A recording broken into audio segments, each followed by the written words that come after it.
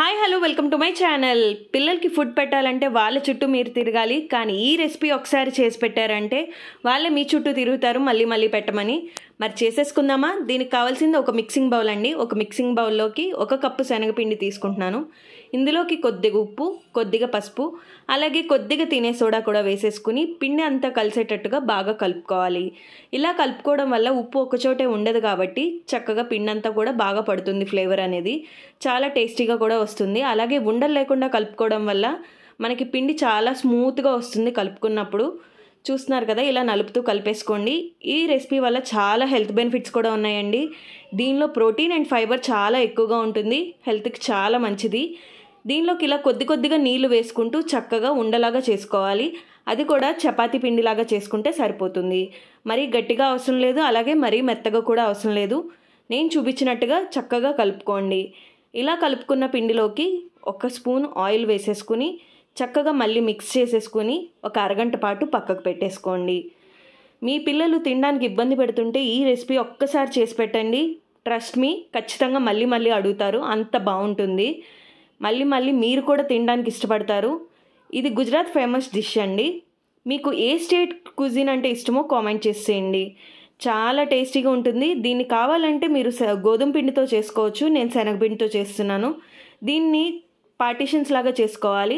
దీనికి చపాతీలు చేసుకోవడానికి నేను పొరుపుగా బియ్యం పిండి తీసుకుంటున్నా. మీరు కావాలంటే గోధుమ పిండి కూడా తీసుకోవచ్చు.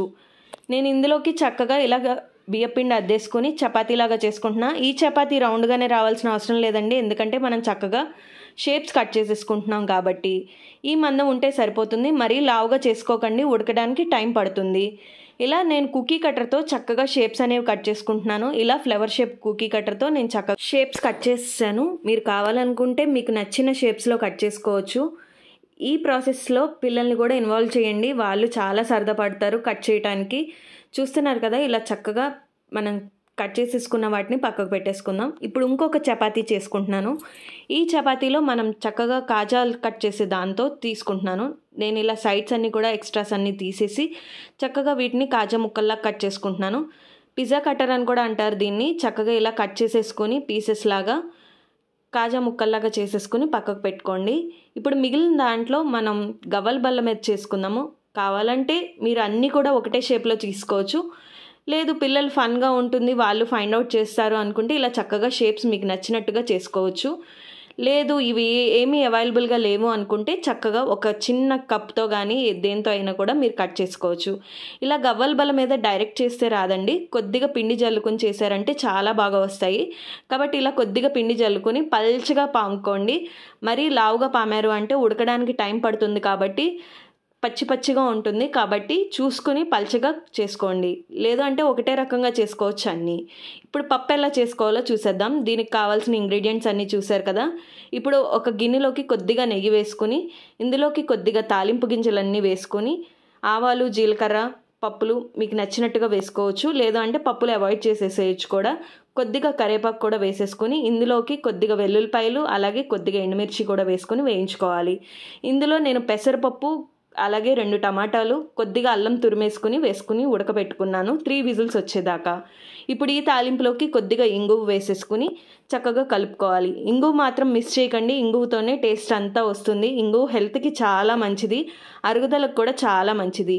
ఈ పప్పు ఉడికిపోయిన దాన్ని చక్కగా ఈ తాలింపులోకి వేసేసుకుని బాగా కలుపుకోవాలి. కలుపుకుని చక్కగా దీని కన్సిస్టెన్సీ ఎలా ఉండాలి అంటే గరిటె జారుగా ఉండాలి. ఆ కన్సిస్టెన్సీ వచ్చేదాకా నీళ్లు పోసుకొని చక్కగా అడ్జస్ట్ చేసుకొని తగినంత ఉప్పు, కొద్దిగా పసుపు వేసుకొని కలుపుకోవాలి. ఇదంతా కూడా బాగా మరగాలండి. దీన్నే కట్టు అని కూడా అంటారు తెలుగులో. మీలో ఎంతమందికి తెలుసో కామెంట్ చేసేయండి. ఈ కట్టు రెగ్యులర్గా ఎండాకాలంలో తీసుకోవడం వల్ల చలవండి, హెల్త్కి కూడా చాలా మంచిది. అలాగే ఇలా పప్పులతో చేయడం వల్ల పిల్లలకి ఆరోగ్యానికి కూడా చాలా మంచిది. ఇందులో ప్రోటీన్ అండ్ ఫైబర్ ఎక్కువగా దొరుకుతుంది. కాబట్టి ఈ రెసిపీ ఖచ్చితంగా ట్రై చేయండి. అలాగే మీ ఫ్రెండ్స్ అండ్ ఫ్యామిలీకి కూడా షేర్ చేయండి. చాలా మంచి రెసిపీ. చూస్తున్నారు కదా, ఇలా మనం కట్ చేసుకున్న పీసెస్ అన్నీ కూడా ఈ పప్పు మరిగిపోయిన తర్వాత ఇందులోకి ఒక్కొక్కటిగా వేసుకోవాలి. అన్నీ ఒకసారి వేసేయకండి, అతుక్కుపోతాయి. కాబట్టి ఇలా చక్కగా ఒక్కొక్కటిగా వేసుకొని మెల్లగా కలుపుకోవాలండి. గరిటె బాగా కలిపేశారు అంటే ముక్కలు ముక్కలు అయిపోతాయి. కాబట్టి మెల్లగా కలుపుకోండి. ఇవన్నీ కూడా ఇందులోకి ఒక్కొక్కటిగా వేసేసుకుందాము. ఇది చేయటానికి కొంచెం టైం పట్టినా కానీ హెల్త్ బెనిఫిట్స్ మాత్రం చాలా ఎక్కువగా ఉన్నాయి. కాబట్టి అవాయిడ్ చేయకుండా ట్రై చేయండి ఈ రెసిపీ. చూస్తున్నారు కదా, నేను అన్ని షేప్స్ వేసేస్తున్నాను. మీకు కావాలనుకుంటే ఒకటే షేప్ వేసుకోవచ్చు. చక్కగా వేసుకొని మరీ గరిటతో ఎక్కువగా కలిపేయకండి. జస్ట్ ఇలా వేసుకున్న తర్వాత ఒక్క 10 నిమిషాలు సిమ్లో పెట్టి ఉడికించుకోండి. హైలో పెట్టకండి. హైలో పెట్టారు అంటే ఉడకకుండానే పిండి అంతా కూడా కలిసిపోతుంది పప్పులోకి. కాబట్టి ఇలా మెల్లగా కదుపుతూ చక్కగా అవి ఉడికేటట్టుగా చూసుకోండి. ఒక్క 10 నిమిషాలు ఉడికిన తర్వాత కట్టేసే ముందు కొద్దిగా సన్నగా కట్ చేసుకున్న కొత్తిమీరను కూడా వేసేసుకొని బాగా కలుపుకోండి. ఇలా కలుపుకున్న దాన్ని వేడివేడిగా తింటే చాలా బాగుంటుందండి. ఒక్కొక్కసారి అన్నం తినాలంటేనే ఇష్టం ఉండదు కదా, మరి అలాంటప్పుడు చక్కగా ఈ రెసిపీ ట్రై చేయండి. మీరు మళ్ళీ మళ్ళీ చేసుకుని తింటారు. ఇన్స్టెంట్గా సూప్ లాగా అనిపిస్తుంది, అలాగే నూడిల్స్ లాగా ఉంటుంది. పిల్లలకి చాలా ఫన్గా ఉంటుంది. మీరు కానీ ఫస్ట్ టైం నా ఛానల్ చూస్తున్నట్టయితే వెంటనే సబ్స్క్రైబ్ చేసుకోండి. చాలామంది వీడియోస్ అయితే చూస్తున్నారు కానీ సబ్స్క్రైబ్ చేసుకోవడం మర్చిపోతున్నారు.